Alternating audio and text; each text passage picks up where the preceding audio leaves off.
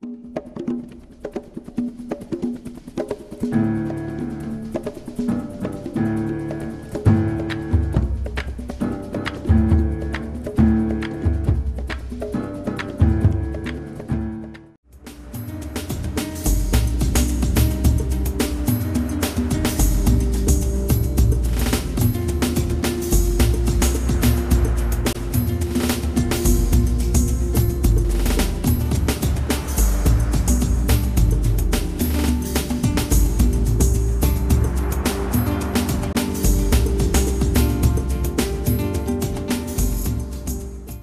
पेड़ के बारे से कुछ कहूँगा, ये पेड़ कैसे कम होगा? वो तो मैंने पूरा बता दिया ना इतनी देर तक। अभी लास्ट अभी आया ना, अभी भैया अब पेट फिर में मेरा प्रोग्राम रिपीट होगा तो फिर देखेंगे।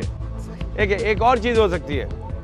जी सर, आपका सवाल है। अरे ये हुई ना बात, ये सवाल जो आपकी टीम सीनियर्स कर रहे हैं, ये इसलिए कर रहे हैं कि आप शायद सवाल नहीं कर पा रहे, तो आपकी टीम कर रही है। ओके जी, कहाँ है कैमरा? मेरा एक अहम सवाल है जो कराची में ख़ासकर ज़्यादा होते हैं कि यहाँ पर सांस के मसाइल बहुत ज़्यादा होते हैं।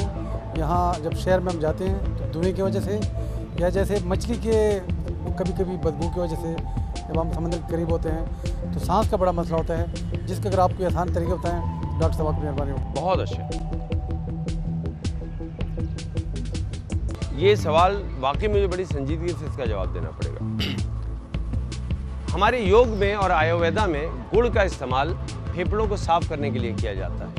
अगर आप किसी ऐसी फ़ज़ा में हैं जहाँ पे, और मैं जानता हूँ कि यहाँ पे क्योंकि हैवी ट्रैफिक चलता है और इस हैवी ट्रैफिक से बहुत धुआं भी हैवी निकलता है, लिहाजा बहुत ज़्यादा पोल्यूटेड एरिया हो सकता है, जिसकी वजह से हम पानी को देखते हैं तो यहाँ पे हमें वो पानी साफ़ नज़र नहीं आता, बहुत ज़्यादा पोल्यूटेड और बहुत ज़्यादा आलूदा पानी नज़र आता है।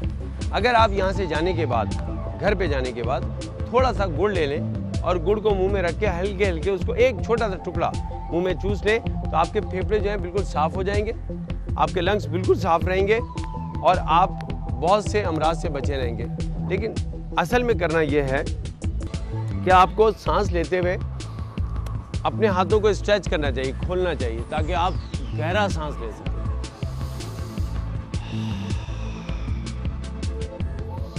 कोशिश करें कि आप सांस लें तो बहुत गहरा सांस लें और उसको पेट में ना भरें। इसके लिए आप अपने हाथों को इस्तेमाल करेंगे। ये हाथ थोड़े से ऊपर की तरफ जाएंगे ताकि आपका फ्रेम खुले और आप गहरी सांस ले सकें। जितनी गहरी आप सांस लेंगे आप उतने एक्टिव रहेंगे, थकन नहीं होगी। और ज़्यादातर लोगों को जो प्रॉब्लम होती है उसके लिए एक मुद्रा भी है, वो कर सकते हैं। जिन लोगों को अस्थमा हो वो अपने उल्टे हाथ को इस तरह रखें और सीधे हाथ से रिंग बना लें और बाकी उंगलियों को पेनिट्रेट कर लें। ये अंगूठे का मुद्रा है जो दमा के मरीज़ के लिए या उन बच्चों के लिए बहुत अच्छा है जिनको दमा होता है और वो मेडिसिन नहीं लेना चाहते। लेकिन मैं क्योंकि आपके सामने आया हूँ तो मैं चाहूँगा कि मैं जिस रिगार्ड रिस्पेक्ट को देना चाहता हूँ उसका मौका मेरे हाथ आ गया है, तो मैं आप लोग खड़े रहेंगे, मैं ज़मीन पे बैठता हूँ और आपको बताता हूँ कि ब्रीदिंग के लिए कमाल का नुस्खा है हमारे पास, जिसको मुद्रा तो नहीं, हम इसको पोस्चर कहते हैं। आसन है ऊँट का अंदाज, कैमल पोज।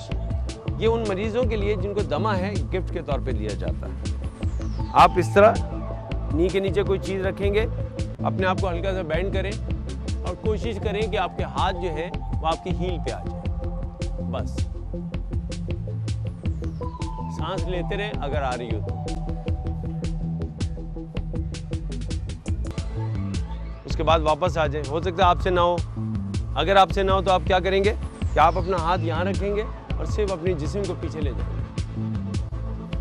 इससे डबल चिन भी नहीं होगी, फेस भी अच्छा रहेगा, फेस लिफ्टिंग हो जाएगी और फ्रेम खुलने से आपकी ब्रीदिंग अच्छी होगी।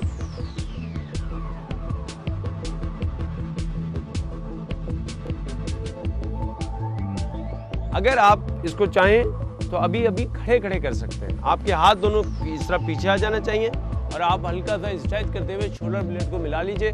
दिन भर में 2-3 दफ़ा इस तरह कीजिए।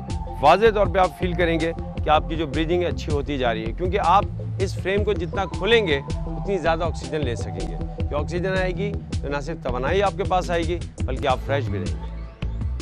बात चलते चलते यहाँ तक पहुँची कि वो लोग जो हमारे निगहबान हैं, वो लोग जो हमारे लिए काम करते हैं, क्या कभी हमने सोचा कि माशरा उनके लिए क्या कर रहा है? वो सब कुछ इनफरादी तौर पे करते हैं।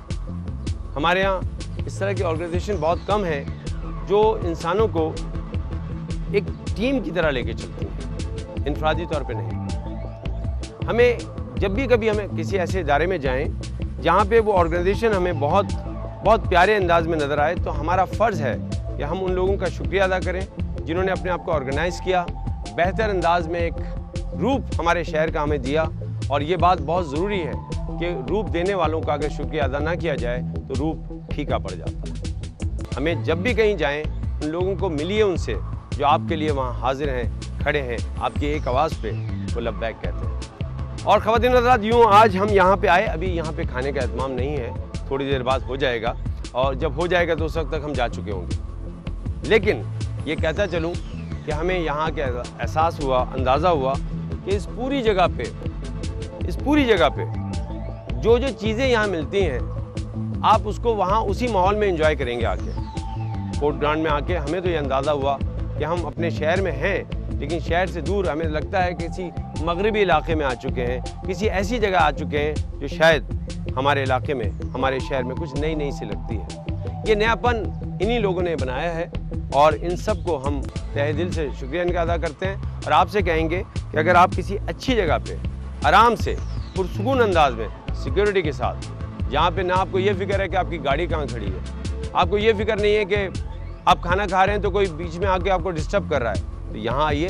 बखुदा आपके लिए ये जगह इतनी पुरसुकून और बेहतर होगी कि आप ये कहने पे मजबूर हो जाएंगे, कौन कहता है कि मेरे शहर में सुकून नहीं है। अगर आपको सुकून की तलाश है तो यहाँ आइएगा, आपको सुकून ज़रूर मिलेगा। अब यहाँ पे मैं इजाज़त चाहता हूँ इस उम्मीद के साथ कि मैं तो यहाँ से जा रहा हूँ, लेकिन आप सफ़र बांधेंगे और यहाँ पे आएंगे। इसलिए ये जगह हमने आपको जो दिखाई है, इसलिए नहीं दिखाई कि एक प्रोग्राम करना था, इसलिए बताई थी कि आपके प्रोग्राम यहाँ पे होना चाहिए। अब मुझे इजाज़त दीजिए, इंशाल्लाह फिर आपसे मुलाकात होगी। जब तक के लिए अल्लाह।